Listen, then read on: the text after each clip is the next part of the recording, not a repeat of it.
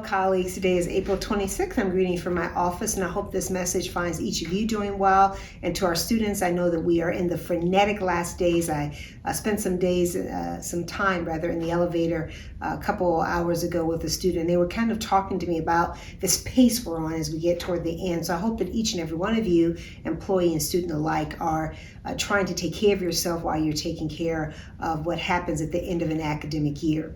That being said, my schedule has kind of reflected that same thing. I took some time off with my family, but then I'm back, and as a result of that, I'm spending some time thinking very deliberately about how we start to talk about our own institutional narrative, and have spent quite a bit of time of late internally and externally gathering information in that space. So first of all, I want to congratulate our own outstanding visual media professor, Joe Maris. Had the opportunity to attend the Show of Shows, which was a collection. It was a film of a collection of animated pieces where we got to see her own award-winning production. I want to thank our faculty and staff who bring these types of experiences to our campus for our students. It was wonderful. I enjoyed it. I laughed a little. I cried a little bit. Had some moments like, but most of all, I continue to be just wowed by people who can do so many things that I can't even begin to know how to approach. So thank you for that. I continue with a number of my skip level meetings where I'm actually talking in depth with members of the college community. One, about their reaction to my 100-day report, but then secondly, other things I need to know. So I thank everyone who has come to those, and some of you come prepared with lots of good information to share with me. I met with the leadership of our faculty and enjoyed that experience as well, talking about how we wrap up and message the end of the year, what types of things are important. As we continue to understand this new environment as it relates to grants, I spent time understanding our Gear Up grant that we have as a part of our TRIO program, what that looks like, how do we begin to hone in into some more effective and efficient processes regarding that particular grant, and how we work very deliberately with our colleagues in INCHI in that space. I also spent time celebrating our Upward Bound program, one of our TRIO programs that had its celebration on Saturday, and got to spend some time with those folks. I want to thank our director, Dr. Williams, for her phenomenal leadership of that program. I also want to give a big shout out to the city of Henderson, who actually deemed their proclamation recognizing our TRIO programs Upward Bound. So thank them for that.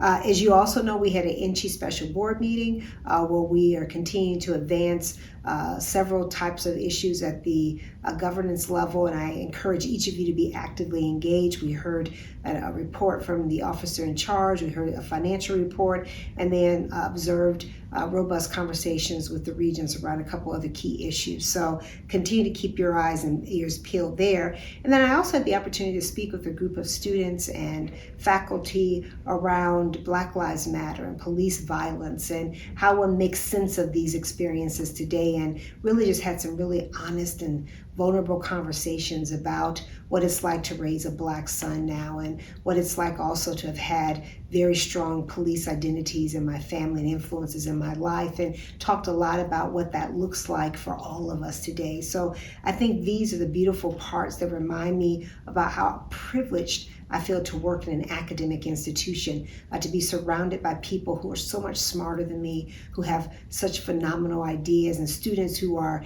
developing, I think, the way in which we will interpret the world for the future. So thank you all for that experience.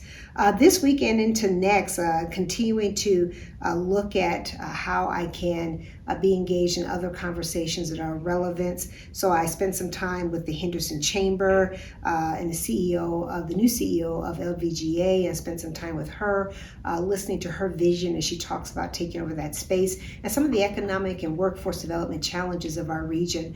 I also participated in a conversation called Transformative Conversations, promoting equity, inclusion, and education and beyond. It was 2 college presidents speaking as a part of the HBCU lecture series. Very, very nicely done, and very pleased to have been a part of that. facilitated the third Vegas Thought Leadership Roundtable, where we brought together some key business leaders in our community to talk about their DEI efforts and what this says about the region and how we began to advance some continued work in that space. I spent time with our superintendent of schools, Dr. Jesus Jara. I want to thank him for that and looking forward to some good announcements that are going to come based on those conversations we had there.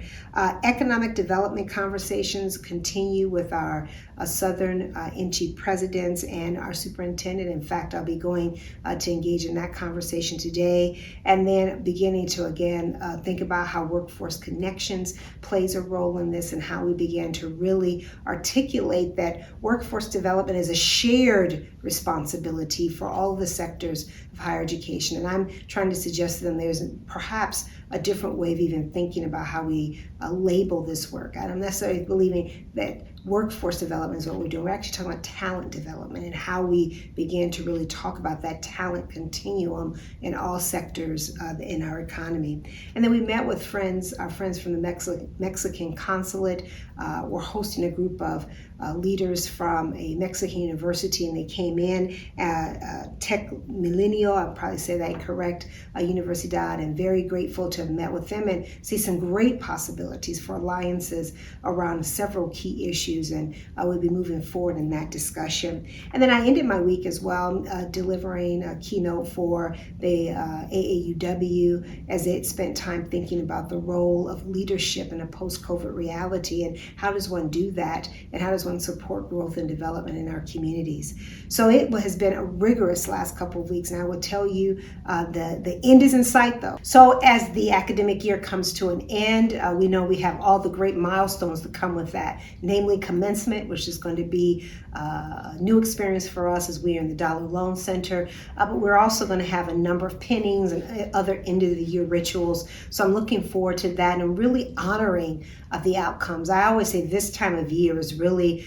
the manifestation of our mission. It's where we actually get to see that the work that we put in is coming out as represented in the lives of our students. So I thank everyone for that. And while the crazy is happening, I'm hopeful that each of you are doing two things, taking care of yourself and also practicing that grace and recognition of our colleagues that help us do our work together. I am amazed at how this village comes together to produce the outcomes we do for the students that we do for the community that deserves us. And it's exciting to be in the midst of this as we are ending this academic year. I can't wait to celebrate with you all this milestone. More importantly, I'm just grateful to continue to serve through leadership an organization like Nevada State.